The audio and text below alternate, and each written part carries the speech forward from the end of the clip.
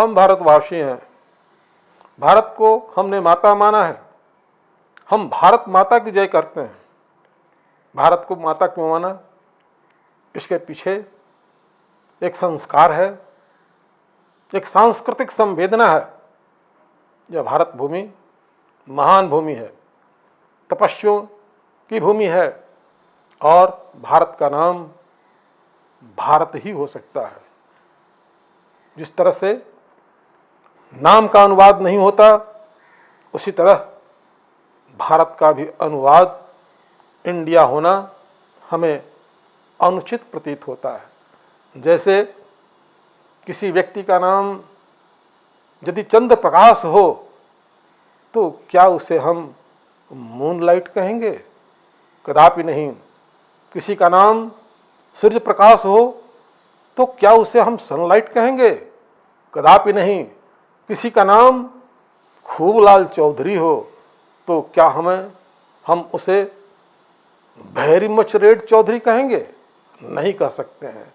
ठीक उसी प्रकार हमारी संवेदनाएं भारत के साथ जुड़ी हुई है। यह भारत शब्द कहाँ से आया?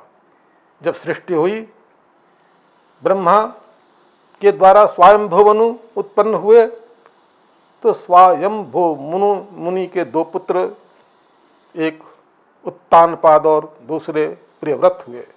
उत्तानपाद से ध्रुव इत्यादि और पृथु का जन्म हुआ। इस पृथु राजा पृथु महान राजा थे, चरित्रवान राजा थे। प्रजा के लिए उन्होंने बहुत कुछ किया, प्रजा की सेवा ही करना उनका धर्म था, और भगवान के भक्त थे। राजपाट छोड़कर उन्होंने भगवान को प्राप्त किया। सारी पृथ्वी को समतल करके रहने के लायक उन्होंने बनाया। पृथु के पहले ग्राम प्रदेश इत्यादि की कल्पना नहीं थी। ये ग्राम इत्यादि की कल्पना उनके बाद ही प्रारंभ हुई। और उत्तानपाद के वंश में ऋषभ देव हुए। ऋषभ देव को सभी जानते हैं। उन्हीं की परंपरा से ये जैन मुनि लोग उनका अनुकरण करते हैं, दिगंबर कहलाते हैं। उनके 100 पुत्र हुए। उनके 100 पुत्रों में सबसे ज्येष्ठ भरत थे। भरत महामुनि थे, महाज्ञानी थे, महादानी थे, महान तपस्वी थे। उन्होंने 3 जन्म लिया और 3 जन्मों में भगवान को प्राप्त किया। राजपाट छोड़कर भगवान को प्राप्त करने के लिए उन्होंने बड़ी तपस्या की। हमारे यहाँ भारत भूमि में सबसे बड़ा लक्ष्य मोक्ष की प्राप्ति यानी ईश्वर की प्राप्ति है। सत्य क्या है, परम सत्य क्या है, यह समझना भारत भूमि का लक्ष्य है। भारत भूमि के ऋषि मुनि हमेशा परम सत्य की खोज करते हैं और सत्य को प्राप्त करने के लिए भोग में लिप्त नहीं रहते हैं, भोगों से दूर रहते हैं। इसी भरत के नाम पर भारत भूमि का नाम पड़ा। श्लोक भी है, प्रियव्रतो नाम सुतौ मनुः स्वायंभुवस्य तस्याग्रीधस्ततो नाभि ऋषभस्तस्य सुतस्मृतः तमाहुर्वासुदेवांसो मोक्ष धर्म विविक्षया तस्य सतसुतं तस्याम भरतः। उन्हीं के नाम से ये भारत का भूमि। इसलिए भारत भूमि, भारत का नाम बदलकर इंडिया करना एक आश्चर्य की बात है। हमारे संविधान में लिखा है, we the people of India have resolve to secure to all the citizens. पहले इंडिया शब्द आ गया माता के जगह पर। यदि हम कहें कि यदि इंडिया मम्मी है तो क्या कोई स्वीकार करेगा? मम्मी की जय, इंडिया मम्मी की, जिस प्रकार भारत माता की जय हम करते हैं उस प्रकार क्या कोई इंडिया मम्मी की जय करेगा? नहीं कर सकता है। स्वतंत्रता संग्राम की लड़ाई हमारी इसलिए हुई, हम इसलिए प्रतंत्र हुए कि हमने यह संगच्छध्वम संबद्धध्वम संबुमनांसिमान जानताम, एक साथ चलना, राजा की आज्ञा से चलना, ये सब हम भूल करके अपना अपना अलग अलग अस्तित्व कायम करने लगे। हमने भारत को जब भी भोग भूमि माना है तब तक हमें धोखा हुआ है और हम ऋणी हुए हैं और तब हम गुलाम हुए हैं। आज़ादी की लड़ाई तभी लड़ी जा सकती है, भारत तभी उन्नति के शिखर पर चढ़ेगा जब तक यहाँ लोग चरित्रवान नहीं होंगे, विद्वान नहीं होंगे, ज्ञानी नहीं होंगे, धर्मात्मा नहीं होंगे। ये धर्म की भूमि है। जतो धर्मस्ततो जयः हमारा मूल सिद्धांत है। धर्म और धर्म की ही जय होती है। इसीलिए हम धर्म से ही रक्षा पाते हैं, धर्म की रक्षा करते हैं। धर्म की अवहेलना कर लेने के पश्चात भारत पुनः गुलामी की तरफ जा सकता है। इसलिए भारत को यदि स्वतंत्र रखना है, भारत माता की जय करनी हो, तो यहाँ के तपोभूमि को ऋषि मुनियों की बातों से, उनके ज्ञान से लाभ लेना होगा। क्योंकि यहाँ हमारे ऋषि मुनियों की तपस्या के बादल इस धरती पर बरसे हैं और उनकी तपस्या की बूंदों से भारत की भूमि, भारत की मिट्टी अत्यंत पवित्र है। इसीलिए कहते हैं कि यहाँ का संपूर्ण जो है ना मिट्टी चंदन है, यहाँ के संपूर्ण ग्राम तपोभूमि है, यहाँ के संपूर्ण भारतीय राम के रूप हैं, यहाँ की संपूर्ण कन्याएं बाला हैं जो देवी का स्वरूप हैं। चंदन है इस देश की माटी, तपोभूमि हर ग्राम है, हर बाला देवी की प्रतिमा, बच्चा बच्चा राम है।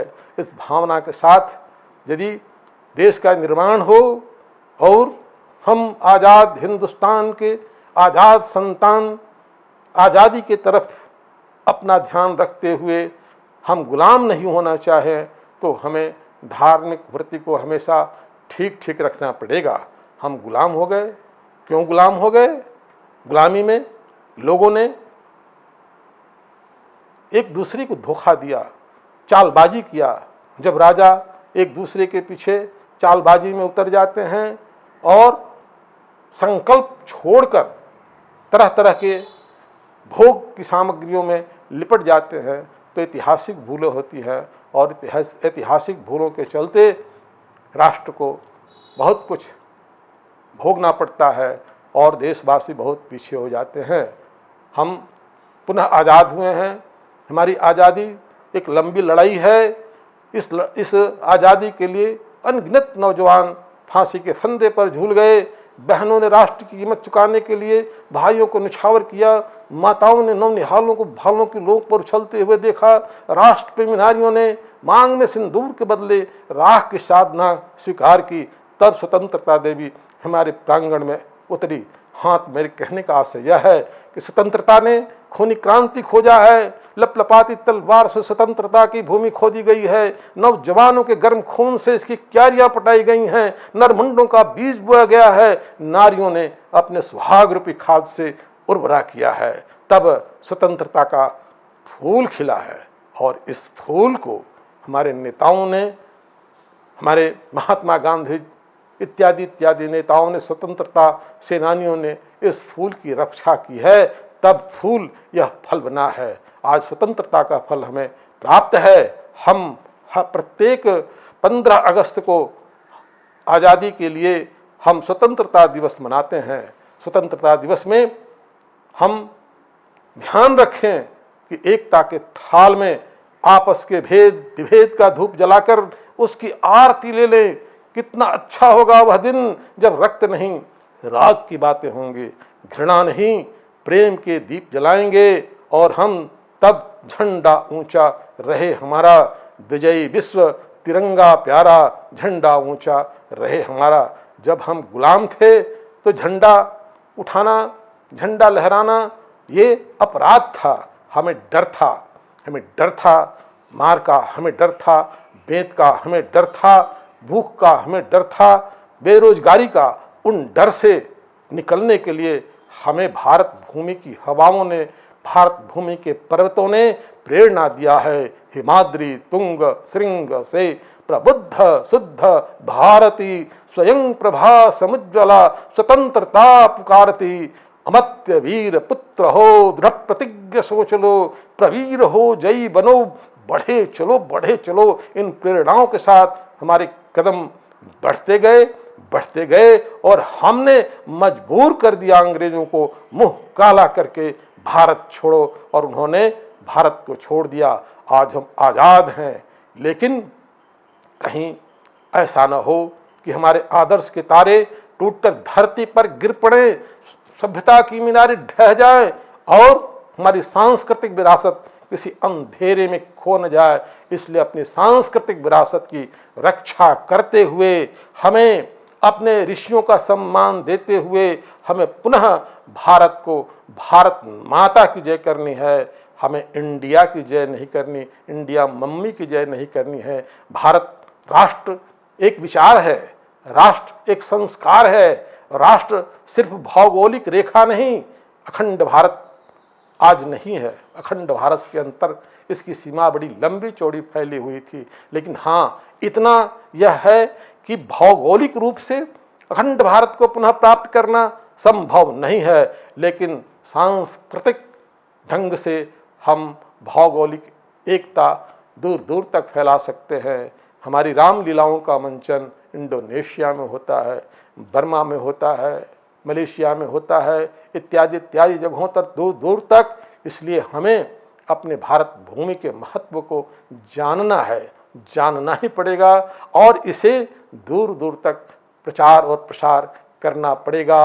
यतो धर्मस् ततो जयः, धर्म से प्राप्त किया हुआ जो जय है वही विजय है, वही पराक्रम है, वही वीरता है, वही श्रेष्ठता है। इसीलिए हम भगवान से बराबर प्रार्थना करते हैं कि छल छद्म देश पाखंड झूठ अन्याय से निस्दिन दूर रहें। जिस देश जाति में जन्म लिया बलिदान उसी पर हो जाए। हम भारत माता की जय करते हैं। भारत माता की जय।